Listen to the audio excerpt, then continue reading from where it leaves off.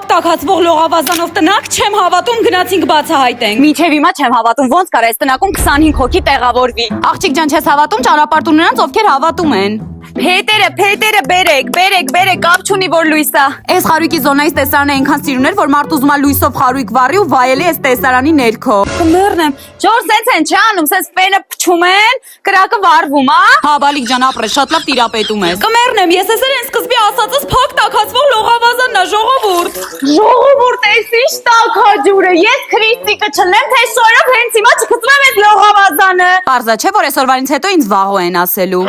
Չեմ հասկանում, ինչի համար ենք այդքան սպաս շալակի հետներս բերել, եթե այստեղ ամբողջը տրամադրում են։ Դրա համար աղջիկ ջան, միտեղ գնալուց առաջ ամեն ինչ ճշտում են, նոր են գնում։ Չէ, դուք մի հատ էս տնակի տեսքը տեսեք, էլի պատկերացնում եք աշնանը ստեղ ինչքան հավես է լինելու։ Ես չեմ հասկանում, ոնց են ասում, որ այս տնակը 6 անձի գիշերակացի համար է նախատեսված, եթե մենակ ես բազմոցին 10 հոգի հանգիստ կքնի։ Հագիսս 10 հոգով հանգիստ կլխկվեք ստեղ։ Այ մարդ ես որ օրվա կոֆե տնողն եմ, որ դուք ինձ կոֆե եք վստահ, հեսա թափելու ես խալխի գազը կեղտոտվի։ Եթե մտածում եք չի թափվել, ուրեմն դուք սխալվում եք։ Լավ եմ արել, այս երկրորդ հարկի ննջասենյակը ինձ եմ վերցել, որտեվ ստեղից տեսարանը ավելի բոմբա։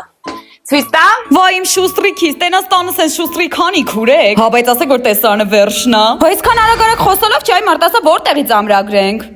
Ամառանոց եմ, ընկեր ջան, ուրիշ տարբերակ չկա։